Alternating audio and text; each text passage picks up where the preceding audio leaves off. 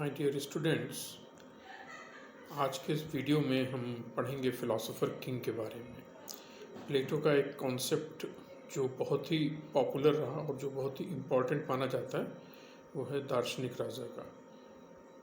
तो philosopher king की जो अवधारणा है वो प्लेटो की फिलोसॉफिकल थिंकिंग में, यानी पूरी दार्शनिक जो विचार थे प्लेटो के, उस राजनीतिक चेतना का सबसे महत्वपूर्ण अवधारणा है। इस अवधारणा के अनुसार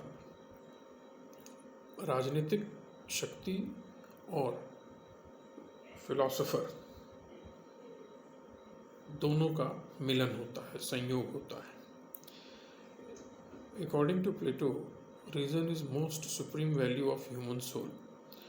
जैसा आपने पिछले वीडियो में भी देखा था कि प्लेटो के अनुसार विवेक और तर्क की शक्ति जो है वो मानवीय आत्मा का सर्वोच्च महत्वपूर्ण गुण माना गया था।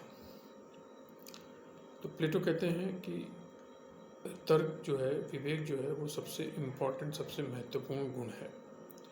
The virtue of knowledge and reason is abundantly present in members of ruling class in ideal state। तो मैंने आपको पिछले वीडियोज़ में आइडियल स्टेट के बारे में भी बताया था।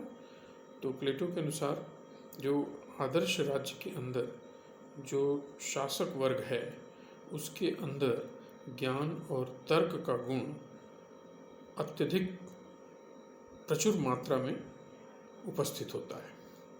So the members of ruling class in ideal state are qualified to wield political authority because of their superiority in virtue।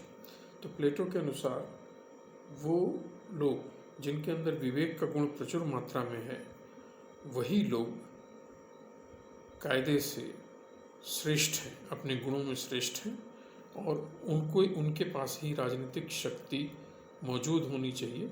वही इस योग्य हैं कि राजनीतिक शक्ति का उपयोग कर सकें। और इसलिए प्लेटो के अनुसार जो लोग शासक वर्ग में हैं आइडियल स्टेट में, वो लोग शासक वर्ग में अपने विवेक की और तर्क की शक्ति के आधार पर हैं, और यही उनका जो गुण है जो उनको समाज के अन्य लोगों से अलग करता है और उनको श्रेष्ठ बनाता है। अगला पॉइंट ये कहता है कि since all men do not possess an equal capacity for virtue, क्योंकि सारे व्यक्ति समान रूप से वह गुण प्राप्त नहीं कर सकते। Therefore all are not entitled to participate in the function of government. इसलिए सभी लोग सरकार के कामकाज में सहभागिता देने के लायक नहीं होते, देने के योग्य नहीं होते, ना ही वो अधिकृत होते हैं on the basis of equality, समानता के आधार पर। तो इसलिए प्लेटो जो है वो समानता का विरोधी है। जैसे आज हम लोग मानते हैं कि हर एक व्यक्ति के पास गुण होता है, राजनीतिक चेतना होती है, प्लेटो के अनुसार ये राजनीतिक चेतना सबके पास नहीं होती है। इसलिए प्लेटो समानता के आधार पर सभी को राजनीतिक शक्ति की सहभागिता का अधिकार नहीं देते।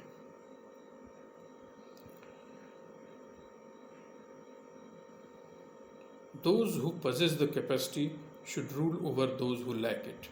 प्लेटो के अनुसार जिनके पास ये शक्ति है उन्हें शासन करने के योग्य माना जाए, और जिनके पास ये शक्ति नहीं है उन लोगों के ऊपर यह लोग अपनी श्रेष्ठता के कारण शासन करेंगे। It is in the fitness of things that the wise and virtuous should rule over the ignorant and non-virtuous।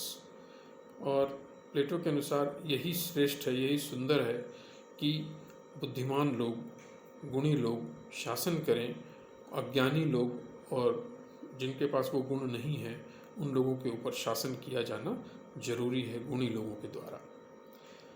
तो प्लेटो की जो अवधारणा है दार्शनिक राजा की, वो इस प्रकार उत्पन्न होती है, और ये है उसके प्रमुख प्रीमाइसेस हैं, प्रमुख आधार हैं।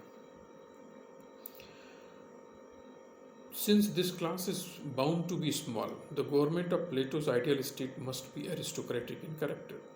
तो इस प्लेटो के लॉजिक के अनुसार, प्लेटो के तर्क के अनुसार, चूँकि समाज में ऐसे लोग बहुत कम होते हैं जिनके पास विवेक और तर्क की शक्ति होती है और शासन कर सकते हैं, इसलिए निश्चित ही हम ये कह सकते हैं कि प्लेटो का जो आदर्श राज्य है वह एक प्रकार का एरिस्टोक्रेटिक इन कैरेक्टर है। एरिस्टोक्रेटिक इन कैरेक्टर जिसमें कुलीनता का शासन कह सकते हैं आप। वो लोग, जो लोग गुणी हैं, वो कुछ लोग होते हैं और वो लोग लोगों के ऊपर, अन्य लोगों के ऊपर शासन करेंगे। फिर प्लेटो का तर्क ये होता है कि in addition to abundance of reason in the ruling class, Plato further proposes that the ruling class must realize fully with the interest of the state as their own. It means the chief concern of ruling class is the good of the community and not their own happiness. प्लेटो के अनुसार कि जो लोग शासक वर्ग में हैं उन लोगों के पास विवेक की शक्ति तो है, लेकिन प्लेटो का ये भी कहना है कि जो लोग शासक वर्ग में हैं उन लोगों को इस बात का एहसास होना चाहिए और संपूर्ण तरह एहसास होना चाहिए कि उनके हित और राज्य के हित एक जैसे होते हैं। इसलिए वो लोग, जो लोग शासन कर रहे हैं, उन राज्य के हितों के साथ उनको अपने हितों का सामंजस्य बैठाना है। उनका प्रमुख जो चिंता है वो ये होनी चाहिए कि जिसमें समुदाय का हित छुपा हो और वो स्वयं के हित के लिए कार्य न करें। तो शासक वर्ग को अपने हितों को राज्य के हितों के साथ जोड़कर देखना है, अर्थात शासक वर्ग अपने हितों का त्याग करेगा और उसके सामने एकमात्र हित होगा अपने समुदाय का और अपने राज्य के हितों का ध्यान रखना। ये फिलॉसफर किंग की अवधारणा के प्रमुख बातें हैं। आगे के वीडियो में इसी पर और चर्चा होगी। मैंने आपको आज यहीं पर समाप्त करता हूँ ताकि अगली वीडियो में और